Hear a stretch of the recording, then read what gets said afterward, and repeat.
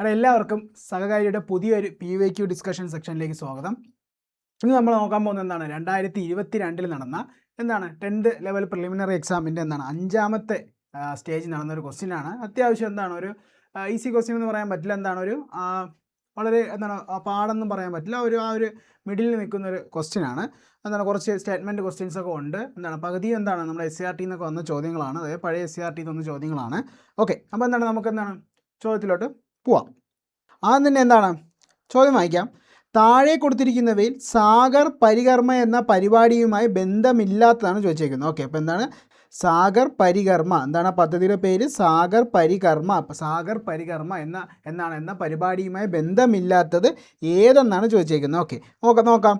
സ്വച്ഛ് ഭാരത് അഭിയാൻ, ആസാദി കാ അമൃത് മഹോത്സവ്, എല്ലാ മത്സ്യത്തൊഴിലാളികളോടും ഐക്യം, അടുത്ത സമുദ്ര ആവാസ് വ്യവസ്ഥയുടെ സംരക്ഷണം. ഓക്കെ, ഇതിലേതാണ് സാഗർ പരികർമ്മ എന്ന പരിപാടിയുമായി ബന്ധമില്ലാത്തത്? ഏതാണ് അത്? നമ്മുടെ സ്വച്ഛ് ഭാരത് അഭിയാനാണ്. സ്വച്ഛ് ഭാരത് അഭിയാനാണ്. ഓക്കെ, അപ്പോൾ ആൻസർ ഏതാണ്? ഓപ്ഷൻ 1 വരുന്ന ഏതാണ്? 1. ഓക്കെ, ഓപ്ഷൻ എ ആണ് ഇവിടുത്തെ ആൻസർ. ഓപ്ഷൻ എ ആണ് ഇവിടുത്തെ ആൻസർ. സ്വച്ഛ് ഭാരത് അഭിയാൻ സാഗർ പരികർമ്മ എന്ന പദ്ധതിയുമായി ബന്ധമില്ലാത്തതാണ്. അതെന്താണ് ഈ ചോദ്യം? അന്നത്തെ ഒരു കറണ്ട് അഫെയർ ചോദ്യമായിരുന്നു. കേന്ദ്ര സർക്കാരിൻ്റെ ഒരു പ്രഖ്യാപനമായിട്ട് ബന്ധപ്പെട്ട ചോദ്യമായിരുന്നു. ഓക്കെ, അപ്പോൾ ഒന്നാമത്തെ ക്വസ്റ്റ്യൻ ആൻസർ ഏതാണ്? ഓപ്ഷൻ എ ആണ്. ഓക്കെ, അടുത്ത നമ്മുടെ കേരള സർക്കാർ നടപ്പിലാക്കുന്ന സഹായഹസ്തം പദ്ധതി. ഓക്കെ, അപ്പോൾ സഹായഹസ്തം പദ്ധതിയുമായി ബന്ധപ്പെട്ട ഒരു ചോദ്യമാണ്. ചോദ്യം താഴെ കൊടുത്തിരിക്കുന്നവയിൽ ഏതാണ് കേരള സഹായഹസ്തം പദ്ധതിയുമായി ബന്ധപ്പെട്ടിരിക്കുന്നത്? ഓക്കെ, അപ്പോൾ സഹായഹസ്തം പദ്ധതിയുമായി ബന്ധപ്പെട്ടതാണ് ചോദിച്ചിരിക്കുന്നത്. ഓക്കെ, അതുമായി ബന്ധപ്പെട്ടതാണ് ചോദിച്ചേക്കുന്നത്. ഓക്കെ, നോക്കാം. സ്ത്രീകളുടെ സ്വയം സഹായ സംഘങ്ങൾക്ക് പലിശരഹിത വായ്പ നൽകുക, ജോലിയിൽ നിന്ന് ഇടവേള എടുത്ത് വനിതകളെ തൊഴിൽ മേഖലയിലേക്ക് തിരികെ എത്തിക്കുക, സാമ്പത്തികമായി പിന്നോക്കം നിൽക്കുന്ന വിധവകൾക്കും സ്വയം തൊഴിൽ ചെയ്യുന്നതിനായി ധനസഹായം, ടൂറിസം മേഖലയിൽ തൊഴിലെടുക്കുന്നവർക്ക് യാതൊരു ഈടുമില്ലാതെ 10,000 രൂപ വായ്പ നൽകുക. ഓക്കെ, അപ്പോൾ ഇതിൽ ഏതാണ് നമ്മുടെ സഹായഹസ്തം പദ്ധതിയുമായി ബന്ധപ്പെട്ടിരിക്കുന്നത്? ഏതൊക്കെയാണ്? നമ്മുടെ 1 സ്ത്രീകൾക്ക് സ്വയം സഹായ സംഘങ്ങൾക്ക് പലിശരഹിത വായ്പ നൽകുക. ഓക്കെ, സ്ത്രീകൾ നടത്തുന്ന സ്വയം സഹായ സംഘങ്ങൾക്ക് പലിശയില്ലാത്ത വായ്പകൾ നൽകി അവരെ സഹായിക്കുക. പിന്നെ എന്തോന്ന് വരും? സാമ്പത്തികമായി പിന്നോക്കം നിൽക്കുന്ന വിധവകൾക്ക് സ്വയം തൊഴിൽ ചെയ്യുന്നതിനുള്ള ധനസഹായം. അപ്പോൾ 1ഉം 3ഉമാണ് നമുക്കിവിടെ വരുന്നത്. 1ഉം 3 ഏതാണ്? ഓപ്ഷൻ സി ആണ്. ഓപ്ഷൻ സി ആണ് ഇവിടെ ആൻസർ ആയിട്ട് വരുന്നത്. ഓക്കെ, അത്യാവശ്യം നല്ലൊരു അത് ആ പദ്ധതിയെക്കുറിച്ച് കൂടുതൽ മനസ്സിലാക്കുന്നവർക്ക് മാത്രമേ ഈ ഒരു ക്വസ്റ്റ്യൻ അറ്റൻഡ് ചെയ്യാൻ പറ്റുള്ളൂ. അത്യാവശ്യം നല്ലൊരു ചോദ്യമായിരുന്നു. ഓക്കെ, അടുത്ത കറണ്ട് അഫെയർ ആണ്. നമ്മുടെ കേരള രാജ്യാന്തര ചലച്ചിത്രമേള നമ്മുടെ തിരുവനന്തപുരത്ത് വെച്ച് നടക്കുന്ന IFFKയുടെ 2021 നടന്ന 25ാമത് IFFK ആയിട്ട് ബന്ധപ്പെട്ട ഒരു ക്വസ്റ്റ്യൻ ആയിരുന്നു. കാരണം പരീക്ഷ നടന്ന 2022 ആ സമയത്ത് നടന്ന പരീക്ഷയാണ്. അപ്പോൾ 2021 ചോദിച്ചേക്കുന്നത്.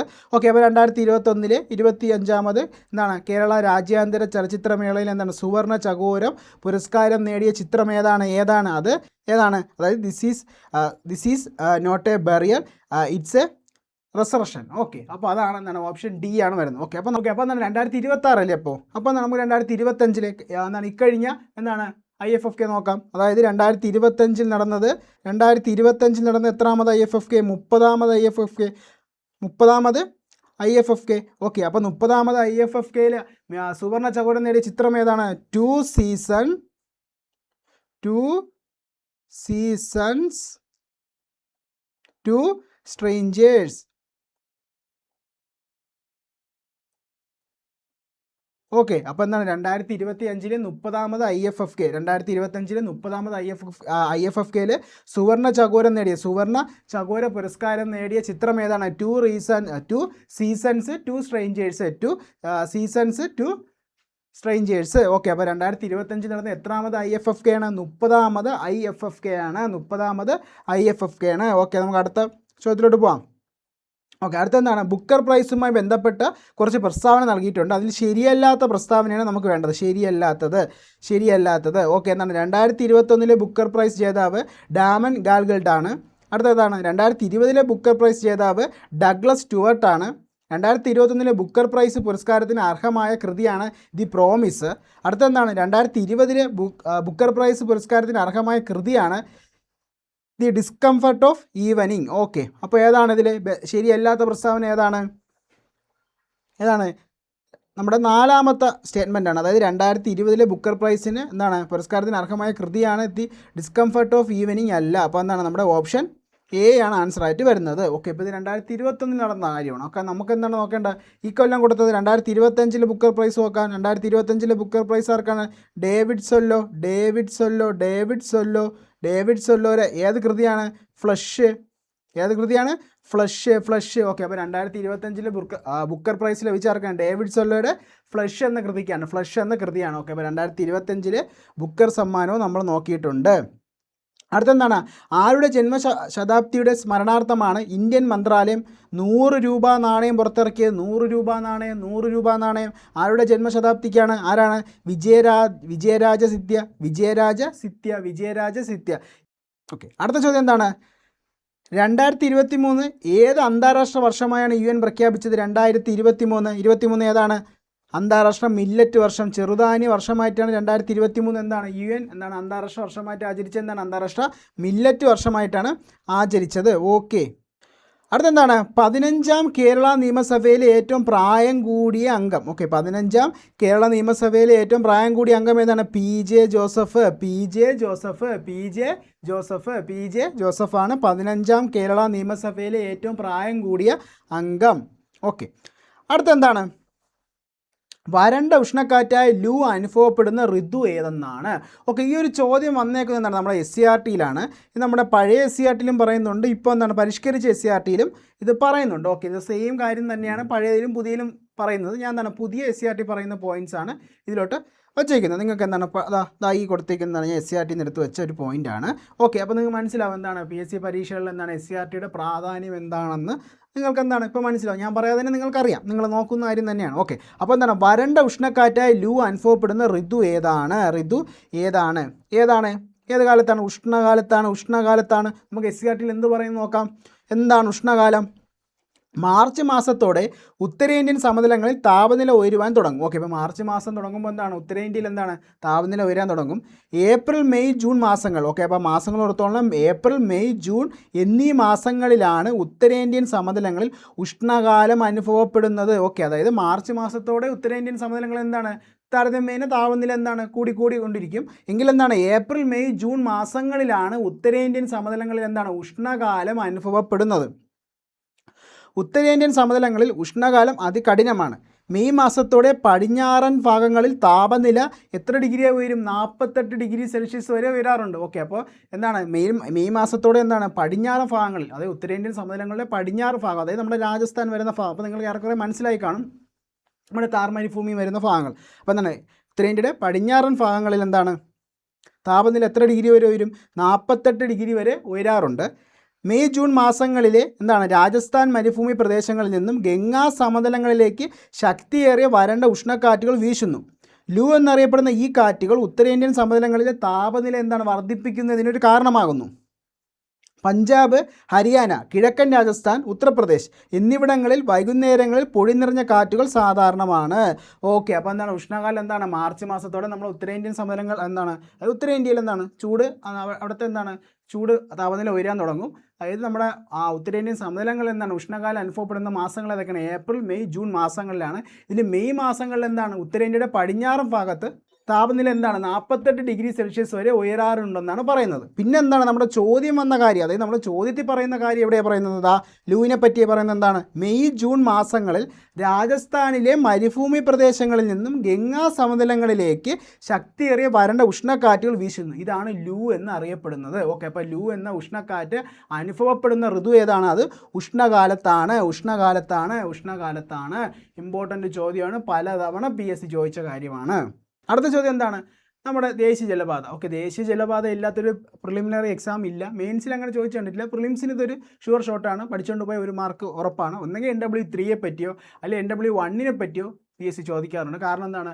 ഓക്കെ, ഇതെന്താണ് ഈ PSC ചോദിക്കാൻ കാരണം എന്താണ്? നമ്മുടെ SCRTയിൽ പഴയ SCRTയിൽ എന്താണ് ഒരു ബോക്സ് വെച്ച് പഠിപ്പിച്ചിരിക്കുന്നത്, അതായത് കുട്ടികൾക്ക് എന്താണ് പഠിക്കാൻ വേണ്ടി ബോക്സിൽ കൊടുത്തിരിക്കുന്ന ഒരു കാര്യമാണ്. അത് തന്നെയാണ് എന്താ ഇവിടെ ഞാൻ വച്ചിരിക്കുന്നത്. ഓക്കെ, നമുക്ക് നോക്കാം. ദേശീയ ജലപാത NW1 ഏതൊക്കെ സ്ഥലങ്ങളെയാണ് ബന്ധിപ്പിക്കുന്നത്? NW1 ഏതൊക്കെ സ്ഥലങ്ങളെയാണ് ബന്ധിപ്പിക്കുന്നത്? അലഹാബാദ്, ഹാൽഡിയ. നമുക്ക് നോക്കാം. 1986 ഉൾനാടൻ ജലഗതാഗത അതോറിറ്റി രൂപം കൊണ്ട ശേഷം, അപ്പോൾ എന്നാണ് ഉൾനാടൻ ജലഗതാഗത അതോറിറ്റി എന്നാണ് 1986, ഒരു പോയിന്റ് കിട്ടിയിട്ടുണ്ട്. 1986 ഉൾനാടൻ ജലഗതാഗത അതോറിറ്റി രൂപീകരിച്ചത്. നമുക്ക് ആ രൂപീകരിച്ച ശേഷം ഇന്ത്യയിൽ 5 ജലപാതകളെയാണ് എന്താണ് ദേശീയ ജലപാതകളെ പ്രഖ്യാപിച്ചത്. ഓക്കെ, അപ്പോൾ 86 ഉൾനാടൻ ജലഗതാഗത അതോറിറ്റി രൂപീകരിച്ച ശേഷം ഇന്ത്യയിൽ എത്ര ജലപാതകളെ ദേശീയ ജലപാതകളെ പ്രഖ്യാപിച്ചു? 5 എണ്ണം. 86 5 എണ്ണം അത് ഓർത്തോളാം, 5 എണ്ണം. ഓക്കെ, ആ 5 എണ്ണമാണ് നമുക്ക് നോക്കേണ്ട. ദേശീയ ജലപാത 1 NW1 എവിടെ ബന്ധിപ്പിക്കുന്നു? ഗംഗാ നദിയിൽ അലഹാബാദ് മുതൽ ഹാൽഡിയ വരെ. എത്ര കിലോമീറ്റർ ദൂരം? 1620 കിലോമീറ്റർ. 1620 കിലോമീറ്റർ. NW2 ഏതൊക്കെ നദിയിലാണ്? ബ്രഹ്മപുത്ര നദിയിൽ സാദിയ മുതൽ ധുബ്രി വരെ. ഓക്കെ, ബ്രഹ്മപുത്ര നദിയിൽ സാദിയ മുതൽ ധുബ്രി വരെ. എത്ര കിലോമീറ്റർ ദൂരം? 891 കിലോമീറ്റർ ദൂരം. 891 കിലോമീറ്റർ ദൂരം, അതായത് 891 കിലോമീറ്റർ. ഓക്കെ, അടുത്ത നമ്മൾ ദേശീയ ജലപാത 3 NW3 എവിടെ മുതൽ എവിടം വരെ? കൊല്ലം മുതൽ കോട്ടപ്പുറം വരെ. ഓക്കെ, അതിപ്പോൾ എന്താണ് കോഴിക്കോട് വരെ നീട്ടിയിട്ടുണ്ട്. എന്നാലും PSC ആൻസർ ഇപ്പോഴും കോട്ടപ്പുറം തന്നെയാണ്. ഓക്കെ, ഓപ്ഷനിൽ കണ്ടാൽ നിങ്ങളെന്താണ് കൊല്ലം കോഴിക്കോട് അടിച്ചോളണം, പക്ഷേ കൊല്ലം കോട്ടപ്പുറം തന്നെയാണ് ഇപ്പോഴും ഓപ്ഷനിൽ വരുന്നത്. ഓക്കെ, അപ്പോൾ എത്ര കിലോമീറ്റർ ദൂരം? 205 കിലോമീറ്റർ ദൂരം. 205 കിലോമീറ്റർ. ഈ ദൂരത്തിൽ ചെറിയൊരു വ്യത്യാസമുണ്ട്. അത് SCERT കൊടുത്തിരിക്കുന്നത് നമ്മളിപ്പോൾ ഗൂഗിൾ സെർച്ച് ചെയ്താലും എന്താണ് ഈ ദൂരത്തിൽ ചെറിയൊരു വേരിയേഷനൊക്കെ വരുന്നുണ്ട്. നമ്മൾ ഈ ദൂരം പഠിച്ചാൽ മതി. കാരണം നമ്മൾ ഏത് നോക്കിയാണ് പഠിക്കേണ്ടത്? SCERT നോക്കിയാണ് പഠിക്കേണ്ടത്. അപ്പോൾ ഈ ഒരു ദൂരം പഠിച്ചാൽ മതി നിങ്ങൾ. ഓക്കെ, 300 സംതിങ് ഉണ്ടെന്നാണ് തോന്നുന്നത്. അത് ഗൂഗിൾ ചെയ്യുമ്പോൾ നമ്മളിത് നോക്കിയാൽ ഈ SCERT കൊടുത്തിരിക്കുന്ന ലെങ്ത് നോക്കിയാൽ എത്രയാണ്? 205 കിലോമീറ്റർ. NW4. ഓക്കെ, NW4 എവിടെയാണ്? ഗോദാവരി കൃഷ്ണ നദികളിലാണ് ബന്ധിപ്പിച്ചിരിക്കുന്നത്. എന്താണ് കാക്കിനട പുതുച്ചേരി വരെയാണ് ഈ കനാലിൻ്റെ എന്താണ് ബന്ധിപ്പിക്കുന്ന സ്ഥലങ്ങൾ. എത്ര കിലോമീറ്റർ ദൂരം? 95 കിലോമീറ്റർ. 1095 കിലോമീറ്റർ. 1095 കിലോമീറ്റർ. അടുത്ത ദേശീയ ജലപാത 5 അതോടെയാണ് പൂർവ്വതീര കനാലുമായി ബന്ധിപ്പിച്ചിരിക്കുന്നു. നദികൾ ഏതൊക്കെയാണ്? ബ്രഹ്മിണി, മഹാനദി, ഡെൽറ്റകളെ തമ്മിലാണ് ബന്ധിപ്പിക്കുന്നത്. ഓക്കെ, ഇത് എത്ര കിലോമീറ്റർ ദൂരമാണ്? 623 കിലോമീറ്റർ ദൂരമാണ് ദേശീയ ജലപാത 5ൻ്റെ നീളം. അടുത്ത ചോദ്യം എന്താണ്? ഉപദ്വീപ ഇന്ത്യയിൽ ഏറ്റവും കൂടുതൽ കാണപ്പെടുന്ന നൈസർഗിക സസ്യജാലം ഏതെന്നാണ് ചോദിച്ചേക്കുന്നത്. നൈസർഗിക സസ്യജാലം ഏതാണ്? അത് ഇലപൊഴിയും കാടുകളാണ്. ഓപ്ഷൻ ബി ആണ് ആൻസർ ആയിട്ട് വരുന്നത്. അടുത്ത ചോദ്യം എന്താണ്? തന്നിരിക്കുന്ന പ്രസ്താവനയിൽ ഹിമാലയത്തെ സംബന്ധിച്ച് തെറ്റായ പ്രസ്താവന ഏതെന്നാണ് ചോദിച്ചേക്കുന്നത്. ഓക്കെ, നമുക്ക് നോക്കാം. തേയില കൃഷി ചെയ്യുന്ന മേഖലയാണ്. കുങ്കുമപ്പൂവ്, ഉരുളക്കിഴങ്ങ്, ബാർലി എന്നിവ കൃഷി ചെയ്യുന്നു. ഓറഞ്ച്, ആപ്പിൾ തുടങ്ങിയ ഫലവർഗ്ഗങ്ങൾ കൃഷി ചെയ്യാറുണ്ട്. പരുത്തി കൃഷി ചെയ്യുന്ന മേഖലയാണ്. ഇത് ഞാൻ എടുത്തേക്കുന്നതോടെ നമ്മുടെ പഴയ 10ാം ക്ലാസ്സിൽ വൈവിധ്യങ്ങളുടെ ഇന്ത്യ എന്ന് പറയുന്നൊരു പാഠത്തിൽ നിന്നാണ്.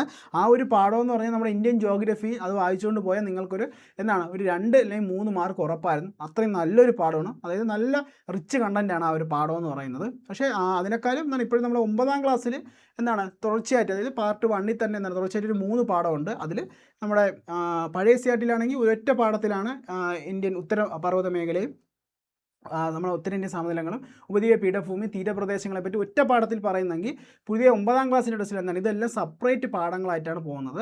ഓക്കെ, അപ്പോൾ ഈ പഴയ നമ്മളെ SCERT-ലെ 10ാം ക്ലാസ്സിലെ ആ ഒരു പാഠവും ഇപ്പോഴത്തെ 9ാം ക്ലാസ്സിലെ പാഠവും പഠിച്ചു വെച്ചോളണം. കാരണം ടെസ്റ്റ് മാറിയെന്ന് പറഞ്ഞാൽ പഴയത് നോക്കാതിരിക്കരുത്, പഴയത് നിന്ന് ക്വസ്റ്റ്യൻ വരുന്നുണ്ട്. ഓക്കെ, അപ്പോൾ എന്താണ് നമുക്ക് നോക്കാം. ഹിമവാന്റെ മടിത്തട്ടിലെ ജീവിതം. മൃഗപരിപാലനമാണ് ജനങ്ങൾ അനുവർത്തിക്കുന്ന ജീവിതമാർഗ്ഗം. അതായത് നമ്മുടെ ഹിമാലയ ഉത്തരപർവ്വത മേഖലയിലെ ജനങ്ങളുടെ പ്രധാന ജീവിതമാർഗ്ഗം എന്താണ്? അവർ ചെമ്മരി ആടിനെയൊക്കെ വളർത്തിയാണ് ജീവിക്കുന്നത്. ഓക്കെ, എന്താണ്? മൃഗപരിപാലനമാണ് പ്രധാന വരുമാന മാർഗ്ഗം. ഇവിടുത്തെ പുൽമേടുകളെ ആശ്രയിച്ചാണ് മൃഗപരിപാലനം. കാശ്മീർ, ഹിമാചൽ പ്രദേശ് എന്നിവിടങ്ങളിലെ വ്യാവസായിക അടിസ്ഥാനത്തിൽ ചെമ്മരി ആടുകളെ വളർത്തുന്നു. പർവ്വതനിരകളിൽ നിന്ന് ഉത്ഭവിക്കുന്ന നദികൾ ഒഴുകിക്കൊണ്ടുവരുന്ന എക്കൽ അടിഞ്ഞുകൂടിയാണ് സിവാലിക്കിൻ്റെ താഴ്വര മേഖല.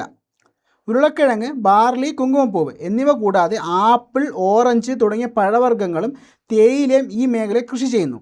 ഇന്ത്യയിൽ ഏറ്റവും കൂടുതൽ തേയില ഉൽപ്പാദിപ്പിക്കുന്ന അസം മലനിരകളിലാണ്. ഓക്കെ, അപ്പോൾ നമുക്ക് നോക്കാം. തേയില കൃഷി ചെയ്യുന്ന മേഖലയാണെന്ന് പറഞ്ഞിട്ടുണ്ട് ക്വസ്റ്റ്യനിൽ. ഓക്കെ, അത് അവിടെ പറയുന്നുണ്ട്. എന്താണ്? തേയില ഈ മേഖലയിൽ കൃഷി ചെയ്യുന്നുണ്ട്. ഇന്ത്യയിൽ ഏറ്റവും കൂടുതൽ തേയില കൃഷി ചെയ്യുന്നത് എന്താണ്? അസം മലനിരകളിലാണ്. അപ്പോൾ അത് കറക്റ്റാണ്. കുങ്കുമപ്പൂവ്, ഉരുളക്കിഴങ്ങ്, ബാർലി. കുങ്കുമപ്പൂവ്, ഉരുളക്കിഴങ്ങ്, ബാർലി ഇവിടെ നിന്ന് എടുത്ത് വെച്ചേക്കുക. ഓക്കെ, അപ്പോൾ എന്താണ്? നമ്മളെ ബിയും കറക്റ്റാണ്. ഓറഞ്ച്, ആപ്പിൾ എന്നീ ഫലവർഗ്ഗങ്ങൾ കൃഷി ചെയ്യാറുണ്ട്. Orange apple അടക്കുന്നു. ഓക്കെ, അപ്പോൾ നമ്മൾ എയും ബിയും സിയും എന്താണ്? ഹിമാലയവുമായി ബന്ധപ്പെട്ട ഓപ്ഷൻസ് ആണ്. ഓക്കെ, അപ്പോൾ ഡി എന്താണ്, പരുത്തി കൃഷി ചെയ്യുന്ന മേഖലയാണോ? അല്ല. കാരണം എന്താണ്, പരുത്തി കൃഷിക്ക് എന്താണ്, നമുക്ക് കറുത്ത മണ്ണാണ് വേണ്ടത്. നമ്മുടെ ഉപദ്വീപ പീഠഭൂമികളിലാണ് പ്രധാനമായിട്ട് എന്താണ് പരുത്തി കൃഷി ഉള്ളത്. അപ്പോൾ എന്താണ് നമ്മുടെ എന്താണ് ഡി ബന്ധമില്ല. ഓക്കെ, അപ്പോൾ നമ്മുടെ ആൻസർ ഏതാണ്? ഓപ്ഷൻ ഡി ആണ്. ഓക്കെ, അപ്പോൾ ഇതും എന്താണ് SCRT എന്ന് ചോദിച്ച ചോദ്യമാണ്. ഓക്കെ, ഇത് പഴയ SCRT ആണ്. നിങ്ങൾ പഴയ SCRT പഠിച്ചേ പറ്റൂ, കാരണം അതിൽ നിന്നും ചോദ്യങ്ങൾ വരും. ഓക്കെ, അടുത്തെന്താണ്, ഇന്ത്യൻ പീഠഭൂമികളിൽ ഏറ്റവും വലിപ്പം കൂടിയത് ഏതാണ്? ഇന്ത്യൻ പീഠഭൂമികളിൽ ഏറ്റവും വലിപ്പം കൂടിയത് ഏതാണ്? അത് ഡെക്കാൻ പീഠഭൂമിയാണ്. ഇന്ത്യൻ പീഠഭൂമികളിൽ ഏറ്റവും വലിപ്പം കൂടിയത് ഏതാണ്? അത് ഡെക്കാൻ പീഠഭൂമിയാണ്. ഓക്കെ, അടുത്ത ചോദ്യം എന്താണ്?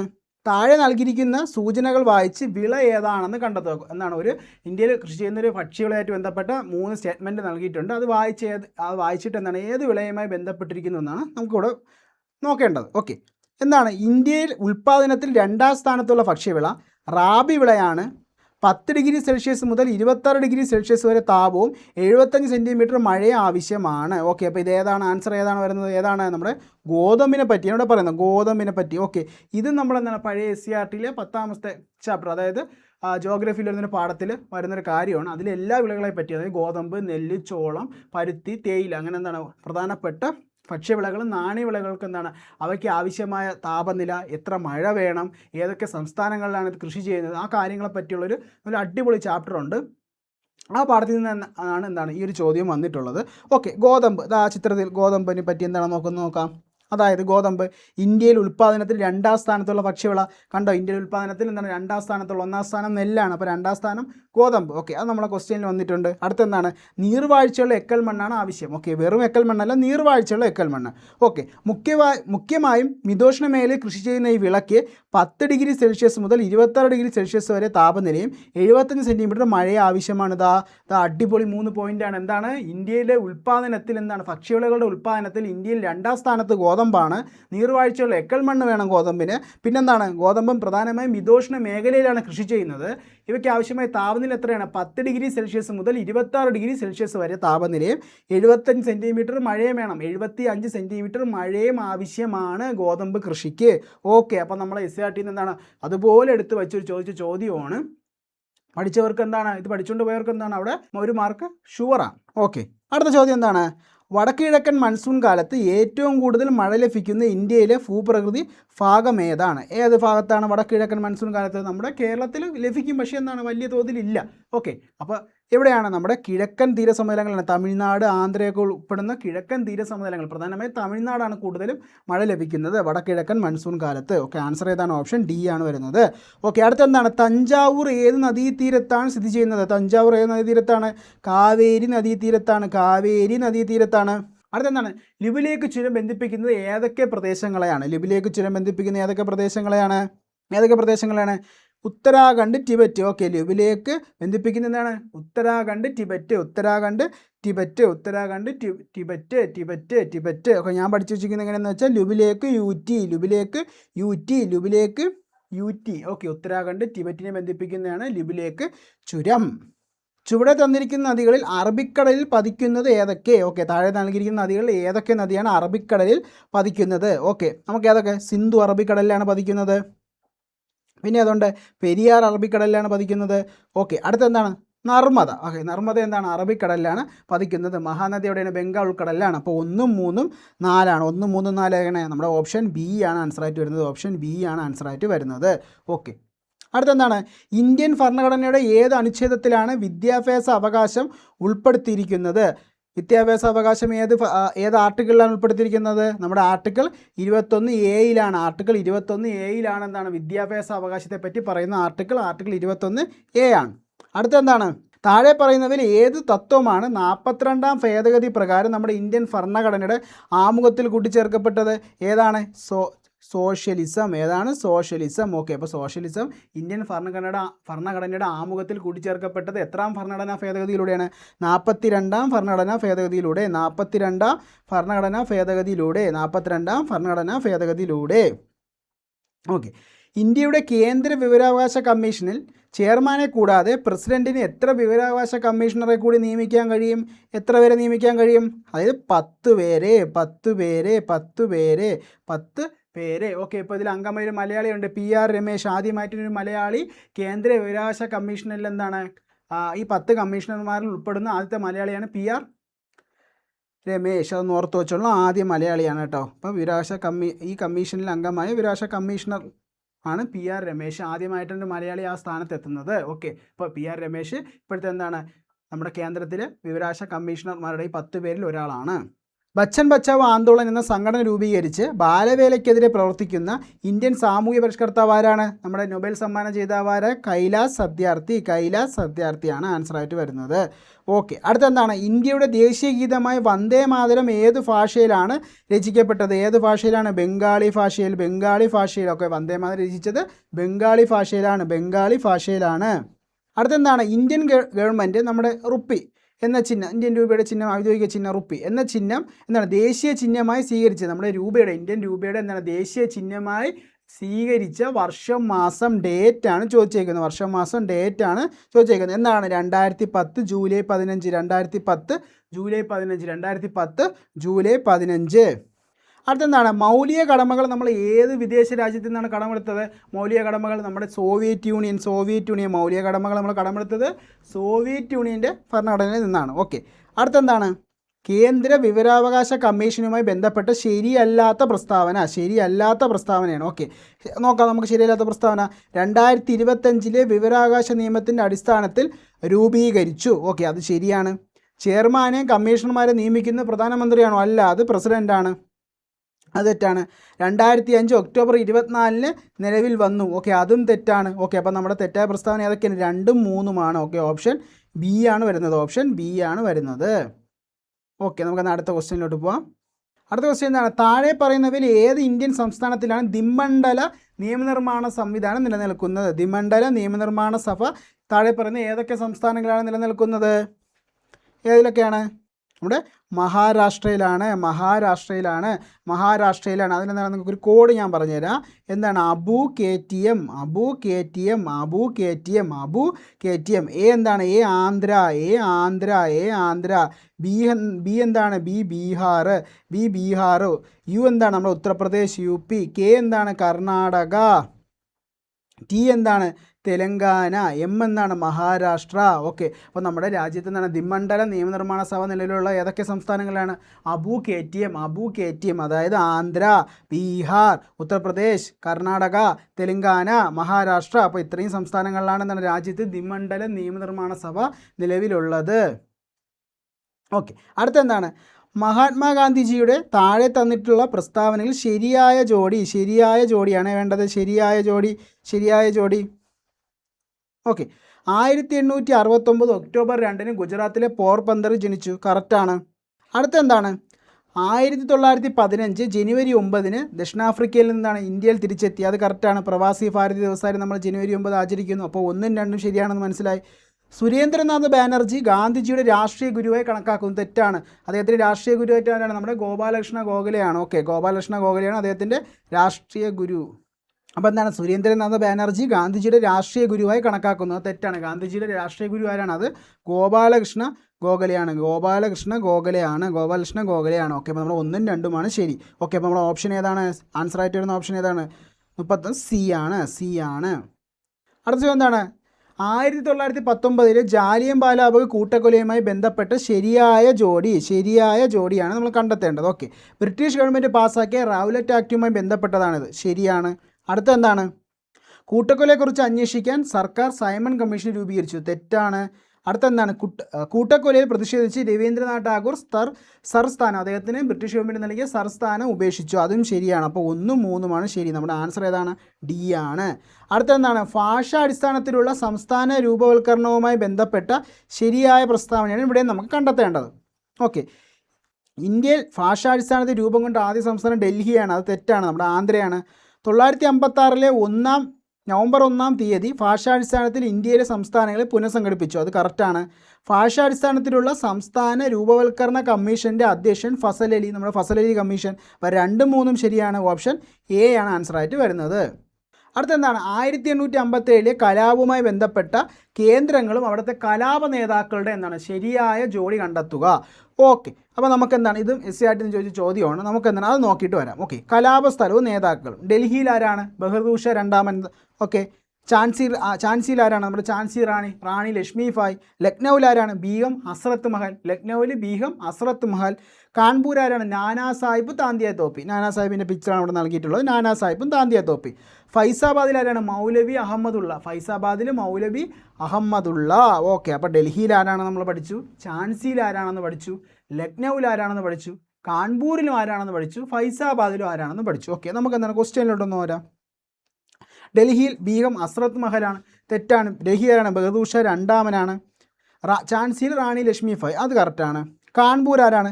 നാനാ സാഹിബ്. കാൺപൂർ ആരാണ്? നാനാ സാഹിബ്, അതും കറക്റ്റാണ്. അപ്പോൾ നമ്മളെന്താണ്, നമുക്ക് ആ SCRT പറഞ്ഞിട്ടുള്ള കാര്യം പഠിച്ചു വന്നപ്പോൾ എന്താണ് നമുക്ക് ഈ ക്വസ്റ്റ്യൻ എന്താണ് നൈസായിട്ട് നമുക്ക് എന്താണ് ആൻസർ ചെയ്യാൻ പറ്റുന്നില്ലേ? ഓക്കെ, അപ്പോൾ 2ഉം 3ഉമാണ്. ഓപ്ഷൻ ബി ആണ് വരുന്നത്. ഡൽഹിയിലാണ് ബഹദൂർ ഷാ രണ്ടാമനാണ്. ബീഗം ഹസ്രത്ത് മഹൽ എവിടെയാണ്? അത് ലക്നൌവിലുമാണ്. ഓപ്ഷൻ ബി ആണ് ഇവിടെ ആൻസർ ആയിട്ട് വരുന്നത്. ഓക്കെ, അടുത്തെന്താണ്? താഴെ തന്നിരിക്കുന്ന സാമൂഹ്യ മതപരിഷ്കരണ പ്രസ്ഥാനങ്ങളും അവയുടെ സ്ഥാപകരുടെ എന്താണ് ശരിയായ ജോഡി കണ്ടെത്താനാണ് ചോദിച്ചേക്കുന്നത്. ഓക്കെ, സേവാസമിതി MN ജോഷി ശരിയാണോ? അത് തെറ്റാണ്, അദ്ദേഹമല്ല. Servants of India society Gopalakrishna Gokhale ശരിയാണ്. ആര്യ സമാജം സ്വാമി ദയാനന്ദ സരസ്വതി, അതും ശരിയാണ്. അപ്പം തന്നെ 2ഉം 3ഉമാണ് ഇവിടെ ശരിയായിട്ട് വരുന്നത്. ഓക്കെ, അപ്പോൾ നമ്മൾ ആൻസർ ഏതാണ്? 36 ബി ആണ്. 36 ബി ആണ്. ഡൽഹൌസി പ്രഭുവുമായി ബന്ധപ്പെട്ട പ്രസ്താവനകളിൽ ശരിയായത് കണ്ടെത്തുക. മുംബൈ മുതൽ താനെ വരെയുള്ള ഇന്ത്യയിലെ ആദ്യത്തെ റെയിൽവേ ലൈൻ നിർമ്മിച്ച അദ്ദേഹത്തിൻ്റെ കാലത്താണ്, അത് ശരിയാണ്. അടുത്തെന്താണ്? ആധുനിക ഇന്ത്യയുടെ നിർമ്മാതാവെന്ന് വിശേഷിക്കപ്പെടുന്നു, അതും ശരിയാണ്. 1ഉം 2ഉം ശരിയാണ്. സതീ സമ്പ്രദായം, ശിശുഹത്യ എന്നിവ നിരോധിച്ചത് ഇദ്ദേഹത്തിൻ്റെ കാലത്താണ്, അത് തെറ്റാണ്. അപ്പം നമ്മുടെ ആൻസർ ഏതാണ്? 37 ഏതാണ്? 1ഉം 2ഉമാണ് ശരി. അപ്പം 37 സി ആണ് ആൻസർ. അടുത്തത് എന്താണ്? സ്വതന്ത്രാനന്തര ഇന്ത്യയിലെ നാട്ടുരാജ്യ സംയോജന പ്രക്രിയയിൽ പങ്കുവഹിച്ച വ്യക്തികളുടെ ഗ്രൂപ്പിൽ നിന്ന് ശരിയായ ജോഡി തിരഞ്ഞെടുക്കുക. ഓക്കെ, നമുക്ക് നോക്കാം. VP മേനോൻ ഉണ്ടായിരുന്നു, അദ്ദേഹം ഉണ്ടായിരുന്നു. പിന്നെ JB കൃപലാനി ഉണ്ടായിരുന്നു, ഇല്ലായിരുന്നു. സർദാർ വല്ലഭായ് പട്ടേൽ ഉണ്ടായിരുന്നു, ഇന്ത്യയുടെ ബിസ്മാർക്ക് എന്നൊക്കെ അറിയപ്പെടുന്നു. അപ്പോൾ 1ഉം 3ഉമാണ് ശരി. ഓപ്ഷൻ ഡി ആണ് ഇവിടെ കറക്റ്റായിട്ട് വരുന്നത്. അടുത്തെന്താണ്? രവീന്ദ്രനാഥ് ടാഗോറും ദേശീയഗാനവും എന്ന വിഭാഗത്തിൽ ശരിയായത്. ഓക്കെ, നോക്കാം. ഇന്ത്യയുടെ ദേശീയഗാനം രചിച്ചത് രവീന്ദ്രനാഥ് ടാഗോറാണ്, ശരിയാണ്. ബംഗ്ലാദേശിന് ദേശീയഗാനമായി അമർ സോനാർ ബംഗ്ലയും അദ്ദേഹമാണ് രചിച്ചത്, ശരിയാണ്. 55 സെക്കൻഡ് കൊണ്ടാണ് ദേശീയഗാനം പാടിത്തീരുക, അത് തെറ്റാണ്. നമ്മുടെ ആൻസർ ഏതൊക്കെയാണ്? 1ഉം 2ഉമാണ് ശരി. ഓപ്ഷൻ എ ആണ് ഇവിടെ ആൻസർ ആയിട്ട് വരുന്നത്. അടുത്തെന്താണ്? വർത്തമാന പത്രവുമായി ബന്ധപ്പെട്ട് ശരിയായ ഉത്തരം കണ്ടെത്തുക. ബംഗാൾ ഗസറ്റാണ് ഇന്ത്യയിൽ ആദ്യത്തെ ദിനപത്രം. ഓക്കെ, അത് ശരിയാണ്. മുംബൈ സമാചാർ എന്ന പ്രസിദ്ധീകരണം തുടരുന്ന ഇന്ത്യയിലെ ഏറ്റവും പഴക്കമുള്ള ദിനപത്രമാണ്, അതും ശരിയാണ്. ഹിന്ദി ഭാഷയിലാണ് മുംബൈ സമാചാർ പ്രസിദ്ധീകരിക്കുന്നത്, അത് തെറ്റാണ്. അപ്പോൾ നമ്മുടെ ആൻസർ ഏതാണ്? 1ഉം 2ഉമാണ് വരുന്നത്. ഓപ്ഷൻ ഡി ആണ് ഇവിടെ ശരിയായിട്ട് വരുന്നത്. അടുത്തെന്താണ്? കേരളത്തിലെ പൊതുമേഖലാ സ്ഥാപനങ്ങളും അവ സ്ഥിതി ചെയ്യുന്ന സ്ഥലങ്ങളുടെ എന്താണ് ശരിയായ ജോഡി കണ്ടെത്തുക. ഹിന്ദുസ്ഥാൻ ന്യൂസ് പ്രിൻ്റ് കോട്ടയത്താണ് സ്ഥിതി ചെയ്യുന്നത്, അത് ശരിയാണ്. HMD ലിമിറ്റഡ് എറണാകുളത്താണ്, അതും കറക്റ്റാണ്. അടുത്തെന്താണ്? ഹിന്ദുസ്ഥാൻ ഓർഗാനിക് കെമിക്കൽ ലിമിറ്റഡ് തിരുവനന്തപുരത്താണ് സ്ഥിതി ചെയ്യുന്നത് പറയുന്നു, അത് തെറ്റാണ്. അപ്പോൾ 1ഉം 2ഉമാണ് ശരിയായിട്ട് വരുന്നത്. 1ഉം 2ഉം ഏതാണ്? ഓപ്ഷൻ ഡി ആണ് ഇവിടെ ആൻസർ ആയിട്ട് വരുന്നത്. അടുത്തെന്താണ്? താഴെ തന്നിരിക്കുന്ന ജലവൈദ്യുത പദ്ധതികളുടെയും അവിടെ ബന്ധപ്പെട്ട നദികളുടെ എന്താണ് ഒരു പട്ടിക നൽകിയിട്ടുണ്ട്, അതും ശരിയായ ജോഡി എന്നാണ്. ഈ ക്വസ്റ്റ്യൻ കുറേ എന്താണ് നമുക്ക് ശരിയായ ജോഡിയാണ് കുറേ വന്നിട്ടുള്ളത്. ഓക്കെ, അപ്പോൾ ഇവിടെ എന്താണ് ശരിയായ ജോഡി കണ്ടെത്തുക. അണക്കെട്ടുകളും അവ സ്ഥിതി ചെയ്യുന്ന നദികളും.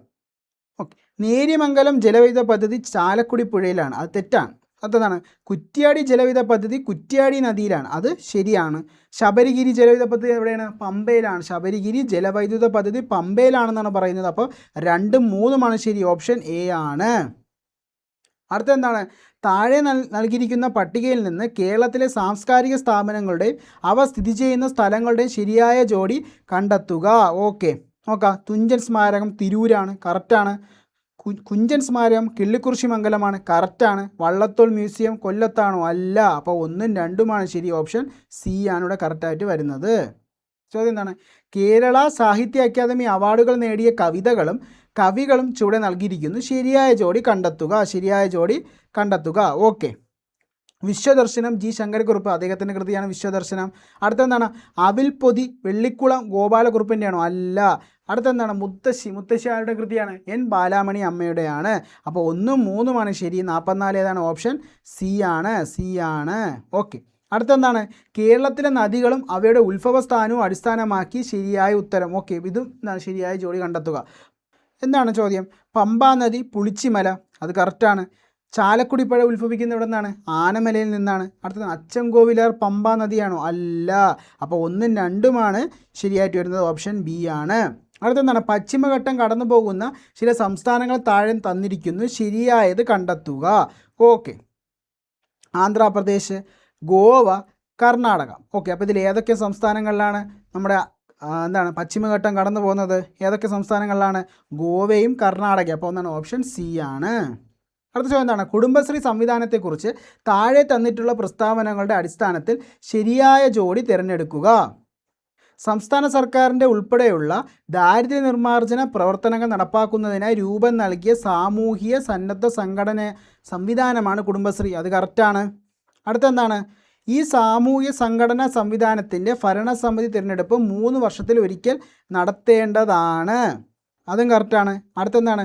കുടുംബശ്രീ ത്രിതല സംഘടനാ സംവിധാനത്തിൻ്റെ അടിസ്ഥാന ഘടകമാണ് കുടുംബശ്രീ ഏരിയ ഡെവലപ്മെൻറ്റ് സൊസൈറ്റി അഥവാ ADS. അതെന്താണ്? അത് തെറ്റാണ്. അത് തെറ്റായ പ്രസ്താവനയാണ്. അപ്പോൾ നമ്മുടെ 1ഉം 2ഉമാണ് ഇവിടെ ശരിയായിട്ട് വരുന്നത്. 1ഉം 2ഉമാണ് ഇവിടെ ശരിയായിട്ട് വരുന്നത്. അടുത്തെന്താണ്? കേരളത്തിലെ വന്യജീവി സങ്കേതങ്ങളും അവ സ്ഥിതി ചെയ്യുന്ന ജില്ലകളും ഗ്രൂപ്പിൽ നൽകിയിട്ടുണ്ട്. ശരിയായ ജോഡി തിരഞ്ഞെടുക്കുക. പറമ്പിക്കുളം വന്യജീവി സങ്കേതം മലപ്പുറം ജില്ലയിലാണോ? അല്ല. എവിടെയാണ്? അത് പാലക്കാട് ജില്ലയിലാണ് പറമ്പിക്കുളം. ഓക്കെ. പീച്ചി വാഴാഞ്ഞി വന്യജീവി സങ്കേതം തൃശ്ശൂർ ജില്ലയിലാണ്. കറക്റ്റാണ്. നെയ്യാർ വന്യജീവി സങ്കേതം തിരുവനന്തപുരം ജില്ലയിലുമാണ്. അതും കറക്റ്റാണ്. 2ഉം 3ഉം ശരി. ഓപ്ഷൻ ബി ആണ് ആൻസറായിട്ട് വരുന്നത്. ചോദ്യം എന്താണ്? 1 EMS മന്ത്രിസഭയിലെ മന്ത്രിമാരും വകുപ്പുകളും ഉൾപ്പെടുന്ന ലിസ്റ്റിൽ ശരിയായ ജോഡി കണ്ടെത്തുക. PK ചാത്തൻ മാസ്റ്റർ തദ്ദേശ സ്വയംഭരണം. കറക്റ്റാണ്. അടുത്തെന്താണ്? VR കൃഷ്ണ അയ്യർ എന്താണ്? വ്യവസായം. അത് റോങ് ആണ്. അടുത്തതാണ് ഡോക്ടർ AR മേനോൻ ആരോഗ്യം. അത് കറക്റ്റാണ്. അപ്പോൾ 1ഉം 3ഉം ശരിയാണ്. ഓക്കെ, ഓപ്ഷൻ എ ആണ് ശരിയായിട്ട് വരുന്നത്. ഓപ്ഷൻ എ ആണ്. അടുത്തെന്താണ്? കേരളത്തിലെ സ്പോർട്സ് സ്റ്റേഡിയങ്ങളും അവ സ്ഥിതി ചെയ്യുന്ന ജില്ലകളും കാണിച്ചിരിക്കുന്ന ജോഡി നൽകിയിട്ടുണ്ട്. ഇവിടെ എന്താണ്? ശരിയായ ജോഡി തന്നെയാണ് കണ്ടെത്തേണ്ടത്. ഓക്കെ. ജവഹർലാൽ നെഹ്റു സ്റ്റേഡിയം കൊച്ചിയിലാണ്. ഓക്കെ, കറക്റ്റാണ്. കലൂർ സ്റ്റേഡിയം. ലാൽ ബഹദൂർ ശാസ്ത്രി സ്റ്റേഡിയം ആലപ്പുഴ. അത് തെറ്റാണ്. ജിമ്മി ജോർജ് ഇൻഡോർ സ്റ്റേഡിയം തിരുവനന്തപുരം ജില്ലയിലാണ്. അത് കറക്റ്റാണ്. അപ്പോൾ 1ഉം 3ഉമാണ് ശരിയായിട്ട് വരുന്നത്. ഓക്കെ, ഓപ്ഷൻ ഡി ആണ് ഇവിടെ ആൻസർ. അടുത്തെന്താണ്? നവോത്ഥാന നായകരും അവരുടെ കൃതികൾ ഉൾപ്പെട്ട ഗ്രൂപ്പിൽ ശരിയായ ഉത്തരം തിരഞ്ഞെടുക്കുക. ഓക്കെ. വൈകുണ്ഠസ്വാമികൾ അഖിലത്തിരുട്ട് അദ്ദേഹത്തിൻ്റെ കൃതിയാണ്. കറക്റ്റാണ്. അടുത്തതാണ് വാഗ്ഫടാനന്ദൻ വിവേകാനന്ദ സന്ദേശം. അത് തെറ്റാണ്. ചാവറ കുര്യാക്കോസ് ഏലിയാസ് എന്താണ്? ആത്മാനുതാപം. അത് കറക്റ്റാണ്. അപ്പോൾ 1ഉം 3ഉമാണ് ശരി. ഓപ്ഷൻ എ ആണ് ഇവിടെ കറക്റ്റായിട്ട് വരുന്നത്. അടുത്തെന്താണ്? നാടകങ്ങളും അവരുടെ രചയിതാക്കളും ഉൾപ്പെട്ട ഗ്രൂപ്പിൽ നിന്ന് ശരിയായ ഉത്തരം കണ്ടെത്തുക. ഓക്കെ. ഋതുമതി പ്രേംജി. കറക്റ്റാണ്. അടുത്തെന്താണ്? അടുക്കളയിൽ നിന്ന് അരങ്ങത്തേക്ക് VT ഭട്ടതിരിപ്പാട്. അതും കറക്റ്റാണ്. പാട്ടബാക്കി KPR ഗോപാലിൻ്റെ ആണോ? അല്ല. അപ്പോൾ എന്താണ്? നമ്മുടെ 1ഉം 2ഉമാണ് ശരിയായിട്ട് വരുന്നത്. ഏതാണ് ആൻസർ? ഓപ്ഷൻ ഡി ആണ് ആൻസറായിട്ട് വരുന്നത്. അടുത്തെന്താണ്? നവോത്ഥാന ചിന്തകരും യഥാർത്ഥ പേരുകളും താഴെ തന്നിരിക്കുന്നു. ശരിയായ ഉത്തരമാണ് കണ്ടെത്തേണ്ടത്. ഓക്കെ. ബ്രഹ്മാനന്ദ ശിവയോഗി വാഗ്ഫടാനന്ദൻ. അത് നമുക്ക് കേൾക്കുമ്പോൾ തന്നെ അറിയാം എന്താണ്? അത് തെറ്റായതാണ്. 2 ആൾക്കാരാണ്. തൈക്കാടയ്യ സുബ്ബരായർ. ഓക്കെ, തൈക്കാടയ്യയുടെ യഥാർത്ഥ നാമം എന്താണ്? സുബ്ബരായർ. അത് ശരിയാണ്. ചിന്മയാനന്ദ സ്വാമികൾ എന്താണ്? ബാലകൃഷ്ണ മേനോൻ എന്നാണ് അദ്ദേഹത്തിൻ്റെ യഥാർത്ഥ പേര്. അപ്പോൾ 2ഉം 3ഉമാണ് ശരിയായിട്ട് വരുന്നത്. ഏതാണ്? ഓപ്ഷൻ ഡി ആണ് ആൻസറായിട്ട് വരുന്നത്. അടുത്തെന്താണ്? വൈക്കം സത്യാഗ്രഹത്തിന് നേതൃത്വം കൊടുത്തവരുടെ കൂട്ടത്തിൽ ശരിയായ ജോഡി. ഓക്കെ, അപ്പോൾ വൈക്കം സത്യാഗ്രഹത്തിന് നേതൃത്വം കൊടുത്തവരുടെ കൂട്ടത്തിൽ ശരിയായ ജോഡിയാണ് കണ്ടെത്തേണ്ടത്. ഡോക്ടർ പൽപ്പു ഉണ്ടായിരുന്നു? ഇല്ല. TK മാധവൻ അദ്ദേഹം വൈക്കം സത്യാഗ്രഹത്തിലുണ്ടായിരുന്നു. പിന്നെ KP കേശവ മേനോൻ അദ്ദേഹവും ഉണ്ടായിരുന്നു. അപ്പോൾ എന്താണ്? നമ്മുടെ ഓപ്ഷൻ ഏതാണ്? ഓപ്ഷൻ സി ആണ്. 2ഉം 3ഉം. ഓക്കെ, അവർ 2 പേരുമാണ് വൈക്കം സത്യാഗ്രഹത്തിൽ പങ്കെടുത്തത്. അടുത്തെന്താണ്? സാമൂഹ്യ പരിഷ്കർത്താവായ അയ്യങ്കാളിയെക്കുറിച്ച് താഴെ തന്നിരിക്കുന്ന പ്രസ്താവനകൾ ശരിയായത്. 1863 തിരുവനന്തപുരത്തടുത്തുള്ള വെങ്ങാനൂരിൽ ജനിച്ചു. അത് കറക്റ്റാണ്.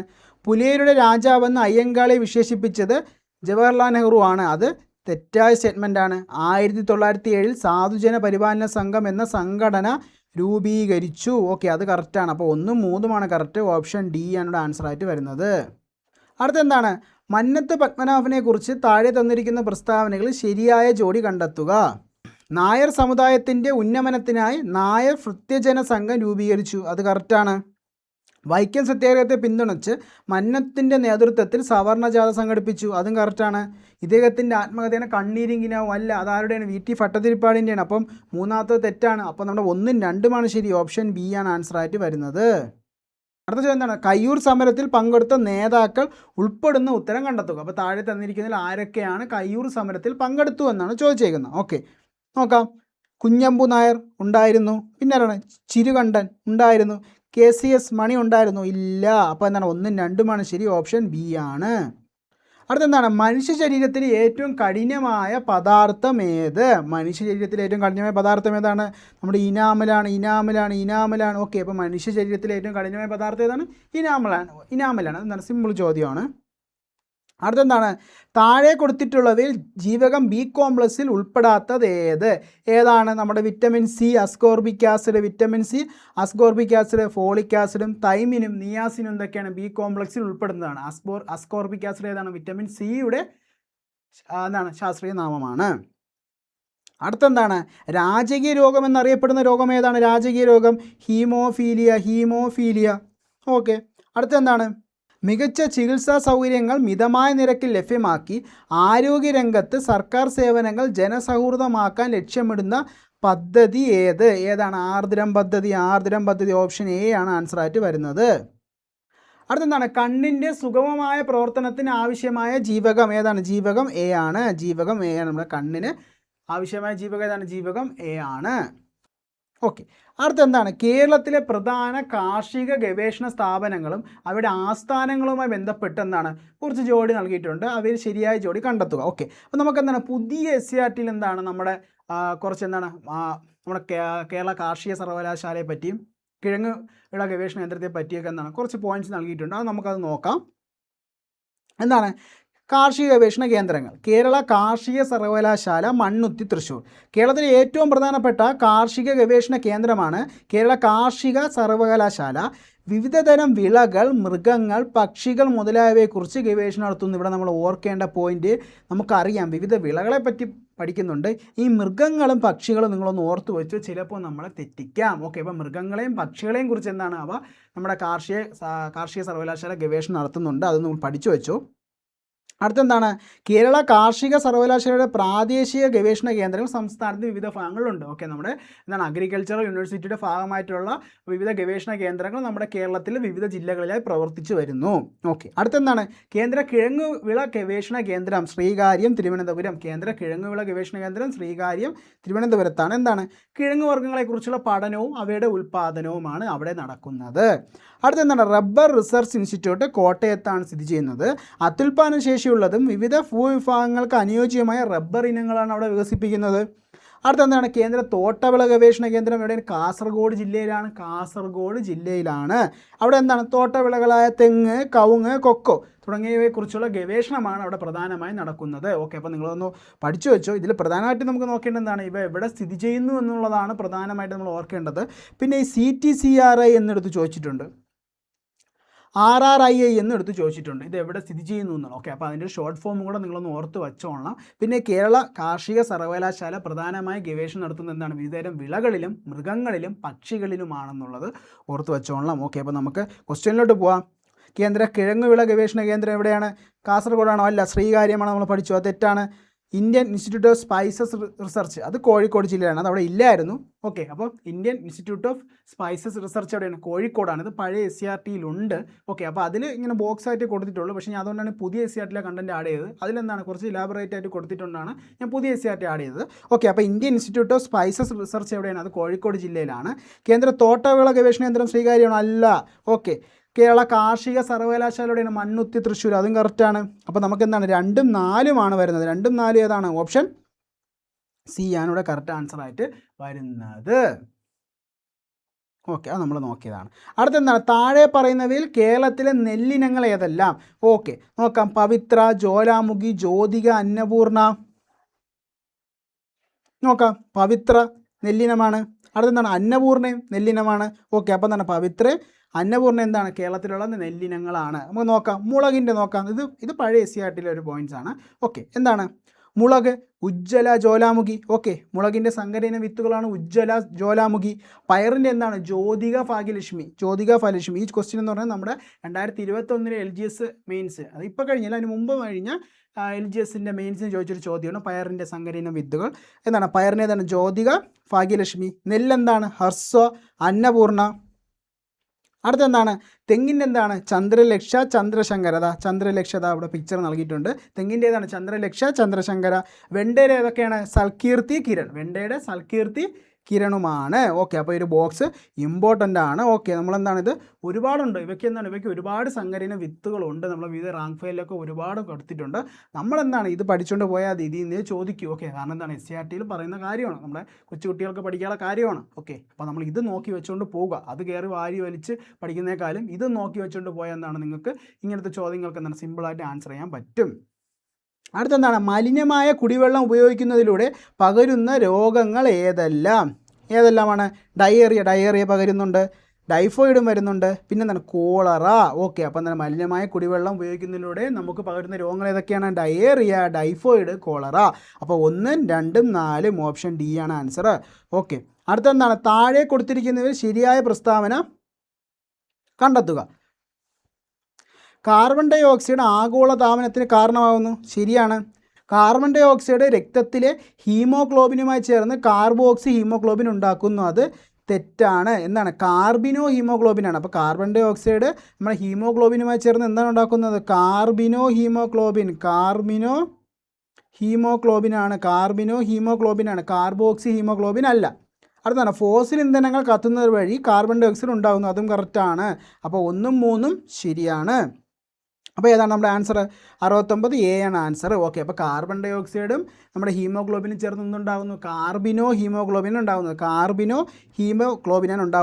നമ്മുടെ കാർബോക്സി ഹീമോഗ്ലോബിൻ അല്ല ഉണ്ടാകുന്നത്. കാർബോക്സി ഹീമോഗ്ലോബിൻ എന്താണ്? കാർബൺ മോണോ ഓക്സൈഡും ഹീമോഗ്ലോബിനുമായി ചേർന്നാണ് കാർബോക്സി ഹീമോഗ്ലോബിൻ. അപ്പോൾ ഒന്നുകൂടെ പറയാം, നമ്മുടെ കാർബൺ ഡൈ ഓക്സൈഡും ഹീമോഗ്ലോബിനും ചേർന്ന് കാർബിനോ ഹീമോഗ്ലോബിൻ.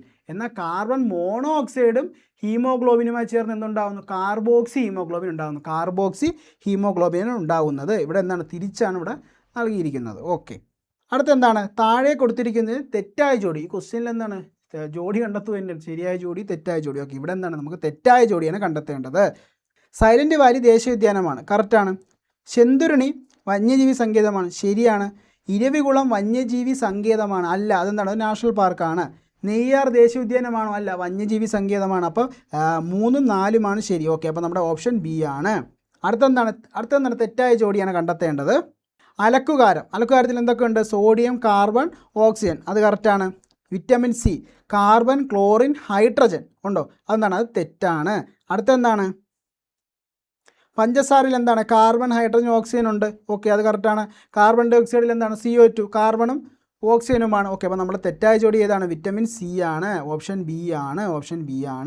അടുത്ത ചോദ്യം എന്താണ്? അൽനിക്കോ എന്ന ലോകസങ്കരത്തിൽ ഉൾപ്പെടാത്ത ലോഹം ഏത്? ഈ ക്വസ്റ്റ്യൻ വന്നേക്കുന്നതെന്ന് വെച്ചാൽ നമ്മുടെ കെമിസ്ട്രിയിൽ ഒരു പാഠമുണ്ട്, ലോഹ നിർമ്മാണം എന്ന് പറയുന്ന പാഠം. അതായത് ലോഹം നിർമ്മിക്കുന്ന വിവിധ ഘട്ടങ്ങളൊക്കെയാണ് നൽകിയിട്ടുള്ളത്. ആ ഒരു പാഠത്തിന് ഏറ്റവും ലാസ്റ്റ് പോർഷനിലായിട്ടാണ് ഇവിടെ വരുന്നത്. കുറച്ച് ലോകസങ്കരം അതിൽ അടങ്ങിയിട്ടുള്ള ലോഹങ്ങൾ ഒരു ബോക്സ് അവിടെ നൽകിയിട്ടുണ്ട്. ആ ബോക്സിൽ നിന്നാണ് ഈ ചോദ്യം വന്നിട്ടുള്ളത്. നമുക്ക് അൽനിക്കോയാണ് നോക്കേണ്ടത്. അൽനിക്കോ ഇതാ നൽകിയിട്ടുണ്ട്. അൽനിക്കോയിൽ എന്തെല്ലാം ഘടകങ്ങളുണ്ട്? ഇരുമ്പുണ്ട്, അലുമിനിയം ഉണ്ട്, നിക്കലുണ്ട്, കൊബാൾട്ട് ഉണ്ട്. അപ്പോൾ എന്താണ്? ഇരുമ്പ്, അലുമിനിയം, നിക്കൽ, കൊബാൾട്ട്. ഓക്കെ, അപ്പോൾ നമുക്ക് ഓപ്ഷൻ നോക്കാം. ഇരുമ്പുണ്ടോ? ഇരുമ്പ് ഓപ്ഷനിലുണ്ട്. അലുമിനിയം ഉണ്ട്, കൊബാൾട്ടും ഉണ്ട്. എന്താണ്? മഗ്നീഷ്യം ഇല്ല. അപ്പോൾ എ ആണ് ഇവിടെ ആൻസർ ആയിട്ട് വരുന്നത്. അൽനിക്കോ എന്താണ്? കാന്തിക സ്വഭാവമാണ്. സ്ഥിരകാന്തങ്ങൾ നിർമ്മിക്കാൻ ഉപയോഗിക്കുന്നു. അപ്പോൾ നമുക്ക് മറ്റു ഇതും കൂടെ നോക്കാം. സ്റ്റെയിൻലെസ് സ്റ്റീൽ, അതിലെന്തൊക്കെയുണ്ട്? ഇരുമ്പുണ്ട്, ക്രോമിയം ഉണ്ട്, നിക്കലുണ്ട്, കാർബൺ ഉണ്ട്. എന്താണ്? ഇവ ഉറപ്പുള്ളതാണ്. പാത്രങ്ങൾ, വാഹനങ്ങളുടെ ഭാഗങ്ങൾ നിർമ്മിക്കാൻ ഉപയോഗിക്കുന്നു. അപ്പോൾ സ്റ്റെയിൻലെസ് സ്റ്റീലിൽ ഇരുമ്പുണ്ട്, ക്രോമിയം ഉണ്ട്, നിക്കലുണ്ട്, കാർബൺ ഉണ്ട്. നിക്രോമിൽ എന്തുണ്ട്? നിക്രോമിൽ ഇരുമ്പുണ്ട്, നിക്കലുണ്ട്, ക്രോമിയം ഉണ്ട്, പിന്നെന്താണ്? കാർബണുമുണ്ട്. ഉയർന്ന പ്രതിരോധമാണ് നിക്രോമിന്. ഹീറ്റിംഗ് കോയിലുകളുടെ നിർമ്മിക്കാൻ ഉപയോഗിക്കുന്നു. ഹീറ്റിംഗ് കോയിലുകൾ നിർമ്മിക്കാൻ നിക്രോം ഉപയോഗിക്കുന്നു. ഓക്കെ, അപ്പോൾ ഇവിടെ ചോദിച്ചിരിക്കുന്നതാണ് അൽനിക്കോയാണ്. അൽനിക്കോയിൽ എന്തൊക്കെയാണ് ഘടകങ്ങൾ? ഇരുമ്പ്, അലുമിനിയം, നിക്കൽ, കൊബാൾട്ട്. ഇരുമ്പ്, അലുമിനിയം, നിക്കൽ, കൊബാൾട്ട്. ഈ അൽനിക്കോയുടെ തന്നെ വേറൊരു ചോദ്യമുണ്ട്, പലതവണ ചോദിച്ച് തഴമ്പിച്ച ചോദ്യമാണ്. സ്ഥിരകാന്തങ്ങൾ നിർമ്മിക്കാൻ ഉപയോഗിക്കുന്നു. ഈ ഒരു ബോക്സിൽ ഇമ്പോർട്ടൻ്റ് ആയിട്ട് നിങ്ങൾ നോക്കേണ്ടത് ഈ അൽനിക്കോ തന്നെയാണ്. അൽനിക്കോയിലെ ഘടകങ്ങൾ ചോദിച്ചു. അതിനേക്കാളും കൂടുതൽ ചോദിച്ചുള്ളത് എന്താണ്? സ്ഥിരകാന്തങ്ങൾ നിർമ്മിക്കാൻ ഉപയോഗിക്കുന്നു. അൽനിക്കോ സ്ഥിരകാന്തങ്ങൾ നിർമ്മിക്കാൻ ഉപയോഗിക്കുന്നു. ഇത് പലതവണ PC ചോദിച്ച ചോദ്യമാണ്. ഏറ്റവും ഇമ്പോർട്ടൻ്റ് അതാണ്, അൽനിക്കോയാണ്. ഈ ഒരു ബോക്സിൽ ഏറ്റവും ഇമ്പോർട്ടൻ്റ് അൽനിക്കോയാണ്. അടുത്തെന്താണ്? താഴെ കൊടുത്തിരിക്കുന്നവയിൽ എന്താണ് ഉപലോകങ്ങളുടെ വിഭാഗത്തിൽ ഉൾപ്പെടുന്നത് ഏതാണ്? ഓക്കെ, ഏതാണ്? നമ്മുടെ ഓപ്ഷൻ ഡി ആണ്. ഓക്കെ, ഉപലോകങ്ങളുടെ എന്താണ് വിഭാഗത്തിൽ പെടുന്നത് ഓപ്ഷൻ ഡി ആണ്. ഇതെന്താണ്? അന്നത്തെ ആ ക്വസ്റ്റ്യനിൽ നടത്തി ടഫായിട്ടുള്ളൊരു ചോദ്യമായിരുന്നു. ഓക്കെ, അടുത്ത എന്താണ്? സിങ്കും നേർത്ത ഹൈഡ്രോക്ലോറിക് ആസിഡും തമ്മിൽ പ്രവർത്തിക്കുമ്പോൾ ഉണ്ടാകുന്ന വാതകം.